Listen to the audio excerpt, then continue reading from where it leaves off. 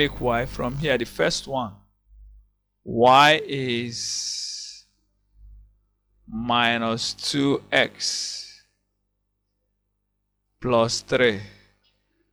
Y this one, y is 3 over 2x minus 5 over 2. Yes. Making y the subject of formula in both. That's what we get. So common sense will tell you, since the slope is negative, means that is in second, the angle must be an angle in second quadrant, not in first quadrant. Must be greater than 90. So this angle here must be greater than this. This is positive, because remember the tangent of angle is the slope.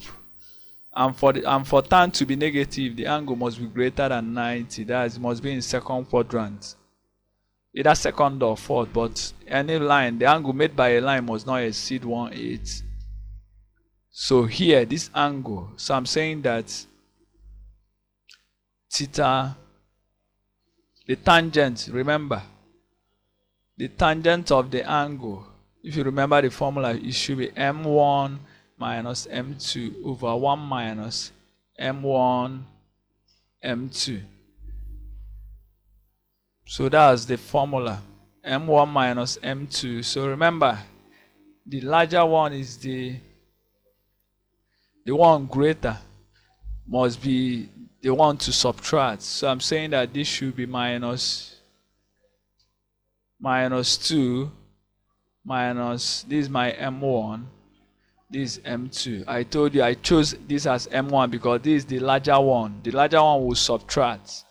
This is m1, this should be plus, sorry.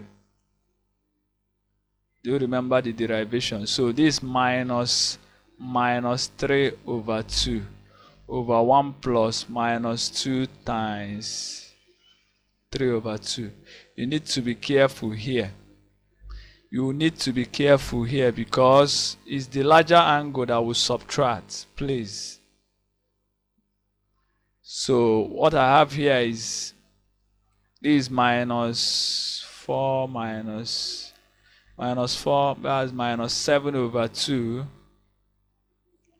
over this 1 minus 3. So we have minus 7 over 1 minus 2, which is minus 4. So which is 7 over 4. Check 2. This is 2 over 2. So this is minus 2.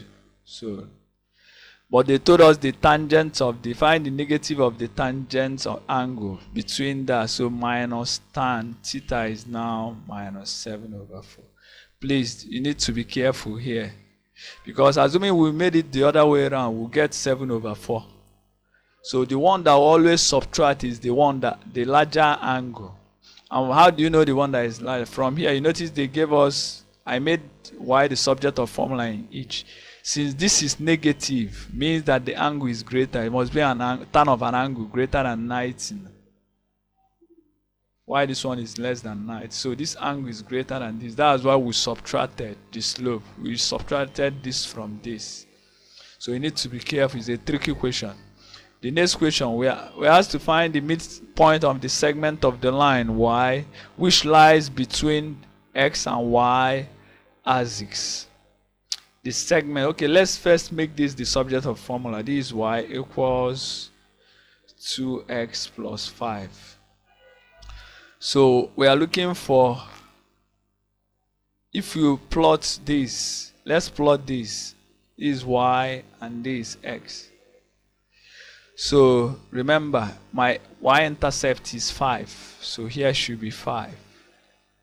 So our this from this is a positive slope, so it won't go this way. So it must go this. So I've sketched this.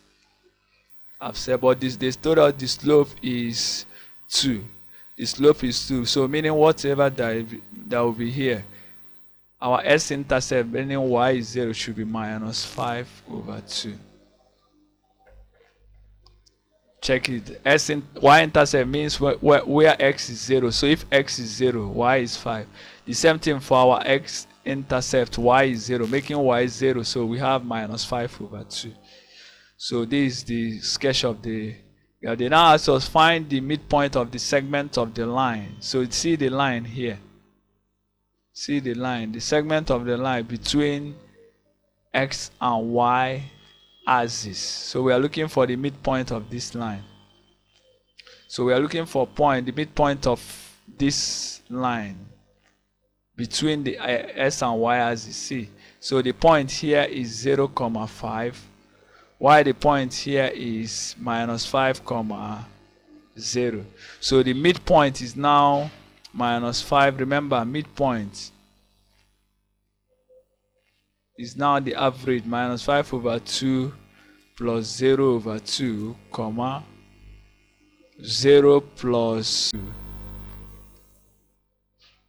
So we have minus 5 over 4 and 5 over 2. So that's the midpoint of the segment. It's very tricky. You need to sketch the graph. That's the line. So they say the midpoint between the line, the x-axis. So the line, the segment is now this and this. So and the coordinate is minus 5 over 2, 0. Why this is 0, 5. So the midpoint of this point is now this, using our midpoint formula. So the next question, we have to find what is the locus of a point equidistant from this and this. Equidistant, the locus of a point, equidistant means the locus of a point from this, it must be a line now, a collection of points that has equal distance from A and B. What you have to know, for it to have an equal distance, it must pass through the midpoint. That's it. So first, I'm saying that assuming this that's locus must be a line. Locus is just a collection of points that has equal distance from this A and B, which is a line with coordinate. This is a point minus 3, 4. Why this is minus 1, 2. So the collection of this point is a line and must be a perpendicular line that has equal distance. So it must be a perpendicular line passing through this middle. So let's get the midpoint first. Our midpoint here is the average, which is minus 1 plus minus 3 over 3, 2 plus 4 over 2. So our midpoint first is minus 2 and 3. So let's now find the slope of line AB.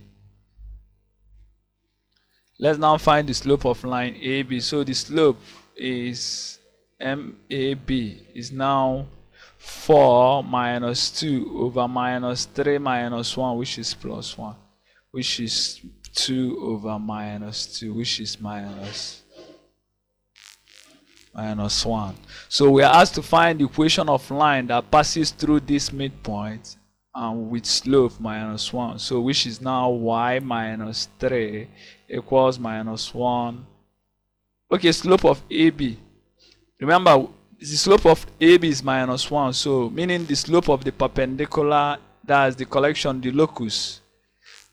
Therefore, MCD must be minus 1 over minus 1, which is 1. So the slope of the locus is 1. So we use 1, please. This is 1. Why this x plus 2? So the locus, not AB. We're talking about the locus that has the same equal distance from the line. So which is now y minus 3 equals x plus 2.